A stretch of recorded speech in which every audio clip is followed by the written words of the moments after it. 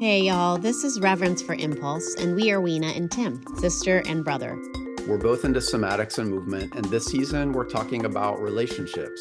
And how the impulses towards connection, protection, and creation shape the way we come together. Thanks for following your impulse to listen in.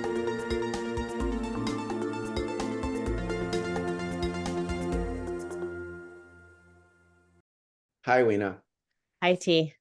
All right, so we wanted to talk a little bit about the next season of Reverence for Impulse podcast. You're the previous host of the podcast, is that right? Yes. Okay. And then this season, you and I are co-hosting, Mm-hmm. and we're siblings.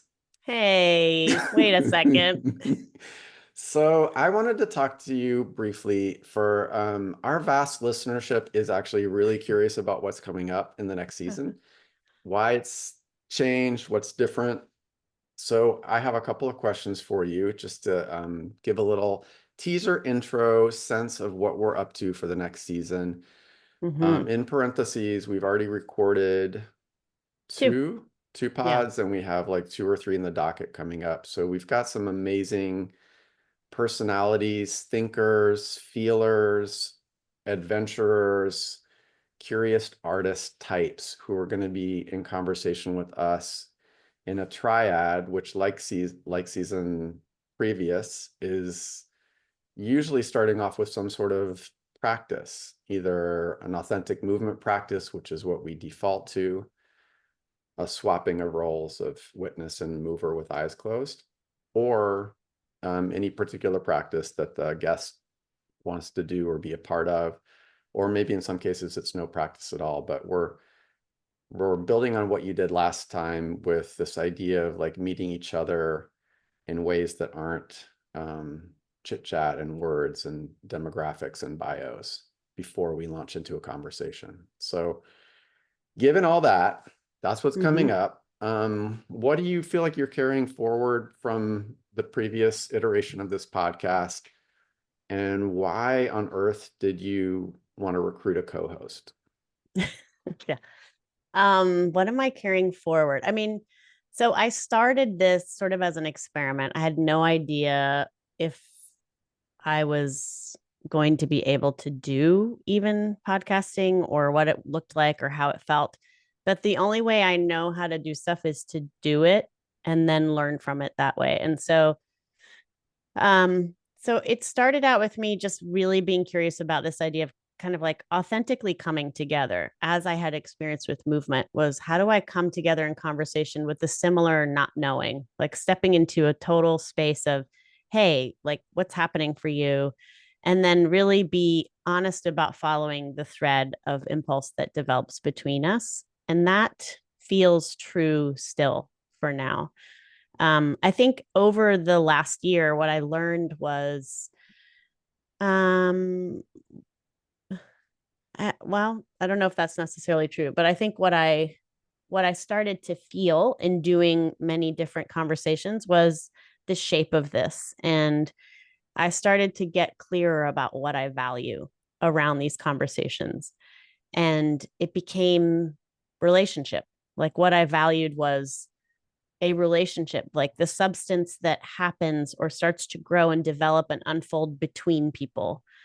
And um, so that spark of interest around what is it that happens when two people just show up together and are curious about each other um, started to inform more than just the podcast, and it became kind of thematic for this whole coming year. And it's been, slowly coming forward. It's like been a slow build toward kind of holding relationship as the bigger umbrella for everything I'm doing. So what you'll notice is all of my projects this year are collaborative. There's almost nothing I'm leading or running on my own outside of personal sessions. And I think it's one because I'm interested, for the podcast in particular, I'm interested in range of relationship. And so with the triad, what it introduces is a bigger range of relating. So we're relating to more than just one person. there's a triangle of relationship that's happening in this conversation.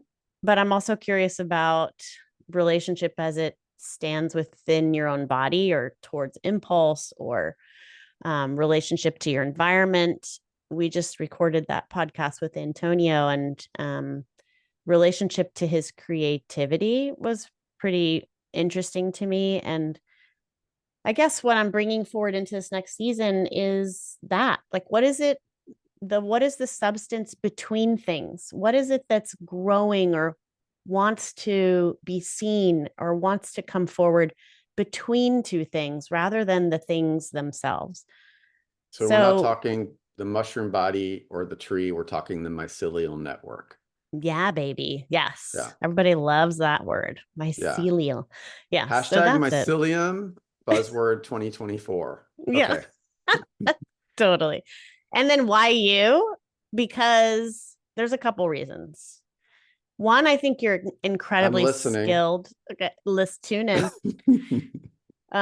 You're very skilled at expressing curiosity, and not just through asking questions. Like, you have a genuine interest in understanding people or wanting to know what life is like for them or how they're seeing things. And it's felt by me as your sister. You also have a real willingness to kind of take risk in relationship, like walk in without assumption. And I've seen that throughout your life. And I admire that. And I appreciate that you come in without deciding what things are or how they go or what this is and that is. And so that kind of like stepping in and wanting to know or holding just that essence of curiosity, I think is really um it's inviting, and I think it allows people to really feel seen by you. So that was one part. I also just love being with you, and our humor and rapport feels comfortable and easy and respectful and challenging sometimes too, which I appreciate.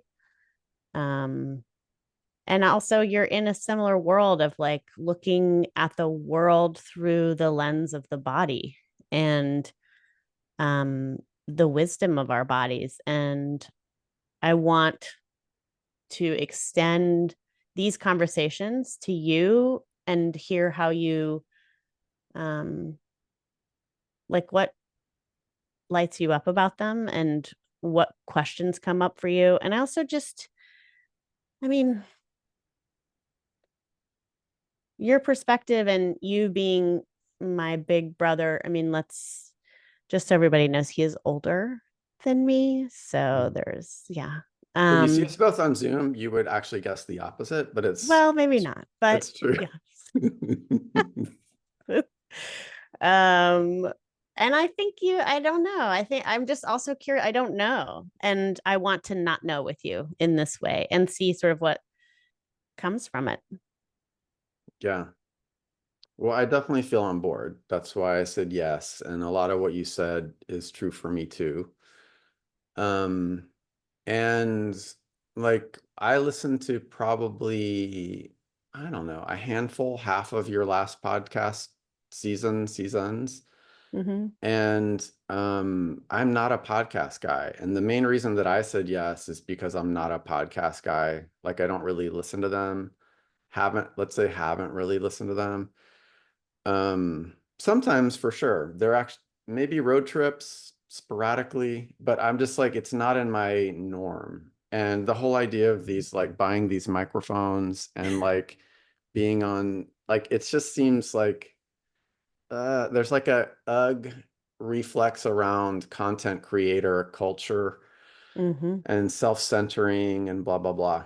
Mm-hmm. So I thought, well, why don't I try it and see if it's really horrible or not? Like on some level, it was like resisting a resistance in me to say yes. So a risk taking and like a jumping in. And also like I do feel really curious. And like the people that you had on previously were all so fascinating to me. And it's like, yeah, those are fun conversations to be a part of. They're fun to share. Hopefully they're fun to listen to as well.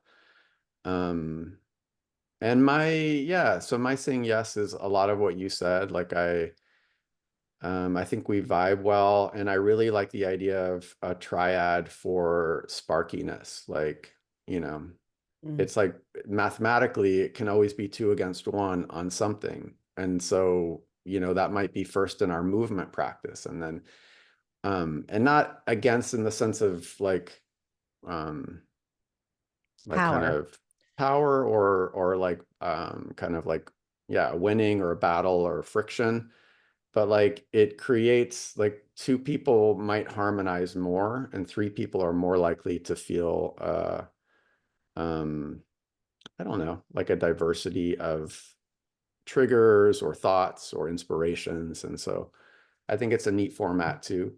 And I get to invite people who I respect, love, and admire from afar to participate as well. And so that brings in like some like personal interest and excitement for me. And on the theme of like, and to be clear to anyone listening to this, like the theme of relationship in Reverence for Impulse podcast is pretty broad. Like you said, I got sort of lost in the vagueness of your words earlier. And like Thanks. but it is vague. And it's like, Yeah. relational, like everything is relational, electrons with a nucleus, et cetera, et cetera. Like it's sort of a all-encompassing concept. So for me, I think what the focus I am aiming to bring to the interviews with the guests personally, because of how it resonates with me on a basic level, is I'm curious about people's intimacies. Like we're all forcibly in constant relationship with everything. And I'm interested in like where people bring the majority of their energy, the majority of their vulnerability, um, in what relationships, to what people, objects, energies, human, more than human, et cetera. Like where is your greatest intimacy? That relational field in particular, which I would say is like the near field, like the closest, Mm. and maybe the deepest, the most penetrating kind of relational field. Like I'm really curious about those because um, I think we all have them. The culture isn't super supportive about being introspective or thoughtful around them. Um, and I think there's such fascinating stuff to learn. Mm. Internal relationships, you with your parts, me with Mm. my partners, lovers, friends, plants, animals, sky, elements, all this stuff is really, I think it's like beautiful, elemental, basic, and worthy of more of our time and energy. So Mm. that's my aim around relationship as a vibe. Mm. I mean, there's a reason why three is a magic number. I mean, whether it's two Yes, it people and is. God It's a or magic whatever number. that is. Yeah, it's a magic number because, Somewhere and in even this hip in, hop soul okay, all right, community. wrap it up, wrap it up. But even if you think of, in authentic movement, there's always two. And then, or in therapy but there's this third thing that they talk about a lot, this third thing, and it's the field, or it can be the container of the relationship or the substance of the relationship. The relationship itself could be the third thing. In authentic movement, when there's three people, there's an aspect of the witness being witnessed also, that the relationship is being witnessed. And there's something about that dynamic, like you said, it's sparky and interesting. And ultimately, like, yes, what you were saying is at the end of the day, everything is relationship.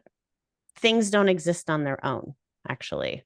You can describe them and talk about them, but without uh the relational dynamics of their existence, they don't really exist, I don't think. So it's reorienting to describe and become curious and experience the space between the relational field or whatever you want to call it. And I think, I mean, Yeah, this season, I think what I'm interested in, I say that relationship, and I don't know if the conversations will reflect that necessarily. Um,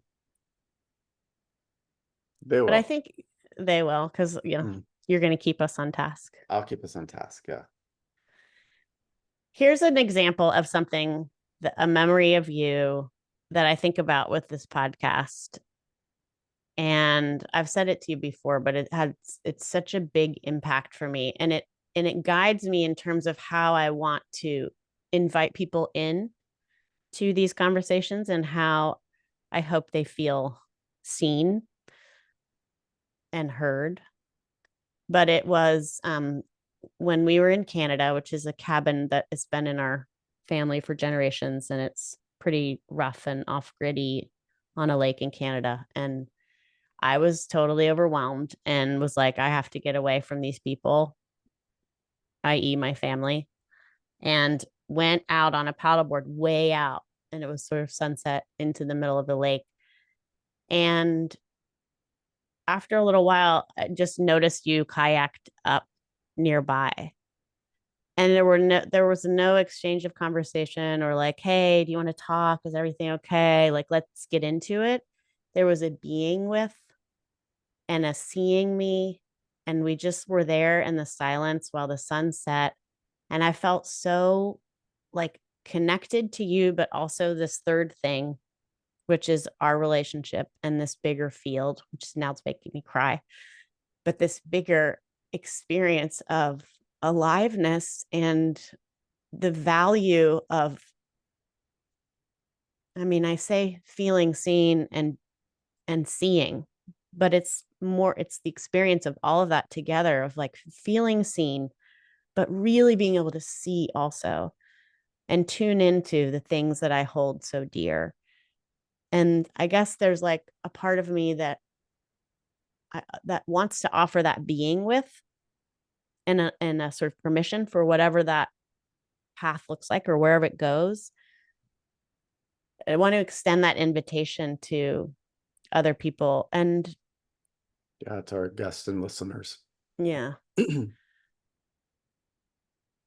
And that it's not like we're going to get at something necessarily or understand something or leave with some revelation, but it's to me, that feels less important than the being with and the sort of like willingness to just really experience relationship at that level of being seen, being heard, and being able to see and hear. Yeah. Yeah, I appreciate that. I remember that moment. And for me, it's such a sweet spot because like there's a human relational person floating on a paddleboard, but it's set inside of this vastness of water that's like literally moving our bodies, light that's fading, air that's moving, um, the trees and earth that kind of form the horizontal landscape. And it's like, it's just the elemental place is my sweet spot. And humans are part of it, but they're like a little part of it. So Mm-hmm. I like the proportionality of moments like that too. It feels right. Yeah. Yeah. So Yeah. I'm looking forward to this. I want to like keep it short and sweet for people who are Yeah. interested, but Well, thanks for yeah, joining me on this adventure. And I'm looking forward to seeing like what happens because I don't know. I don't know even who's yeah, coming on quite yet. yeah, yeah. So We've got stay some good tuned. people lined up though. Yeah. Yeah, it's gonna be epic. Epic. Yeah. Thanks, Tim. Thanks, Weena. See you on the next pod.